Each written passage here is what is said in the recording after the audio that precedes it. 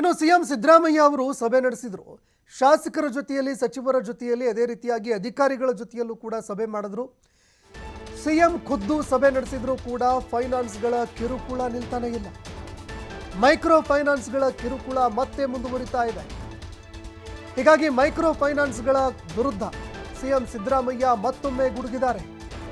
ತೊಂದರೆಗೀಡಾದವರು ಒಂದು ವೇಳೆ ದೂರು ಕೊಟ್ಟಿದ್ದೇ ಆದರೆ ನಾವು ನಿರ್ದಾಕ್ಷಿಣ್ಯವಾಗಿ ಕ್ರಮ ಕೈಗೊಳ್ತೀವಿ. ಯಾರಿಗೆ ನೀವು ತೊಂದರೆ ಕೊಡ್ತಾ ಇದ್ದೀರಿ, ತೊಂದರೆಗೆ ಒಳಗಾದವರು ಏನಾದರೂ ದೂರು ಕೊಟ್ಟಿದ್ದೇ ಆದರೆ ನಿಮ್ಮ ವಿರುದ್ಧ ನಾವು ನಿರ್ದಾಕ್ಷಿಣ್ಯವಾಗಿ ಕ್ರಮ ಕೈಗೊಳ್ತೀವಿ. ಮೈಕ್ರೋ ಫೈನಾನ್ಸ್ಗಳು ಅಥವಾ ಯಾರೇ ತೊಂದರೆ ಕೊಟ್ಟರೂ ಕೂಡ ಅವರ ವಿರುದ್ಧ ಕ್ರಮ ಕೈಗೊಳ್ಳಬೇಕಾಗತ್ತೆ. ಸಮಸ್ಯೆಗಳ ಪರಿಹಾರಕ್ಕಾಗಿ ಸಹಾಯವಾಣಿಯನ್ನು ಕೂಡ ಆರಂಭ ಮಾಡಿದ್ದೀವಿ.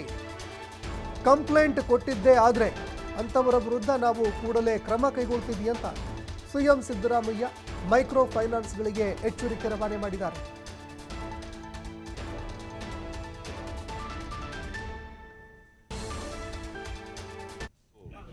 ಯಾರಿಗೆ ತೊಂದರೆ ಆಗಿದೆ ಅವ್ರು ಕಂಪ್ಲೇಂಟ್ ಕೊಟ್ಟರೆ ಅವ್ರ ಮೇಲೆ ಕ್ರಮ ತಗೋತೀವಿ.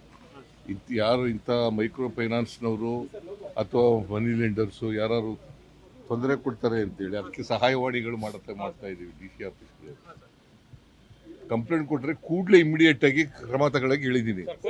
ಅವರು ಯಾರಿಗೆ ತೊಂದರೆ ಆಗಿದೆ ಅವ್ರು ಕಂಪ್ಲೇಂಟ್ ಕೊಟ್ಟರೆ ಅವ್ರ ಮೇಲೆ ಕ್ರಮ ತಗೋತೀವಿ.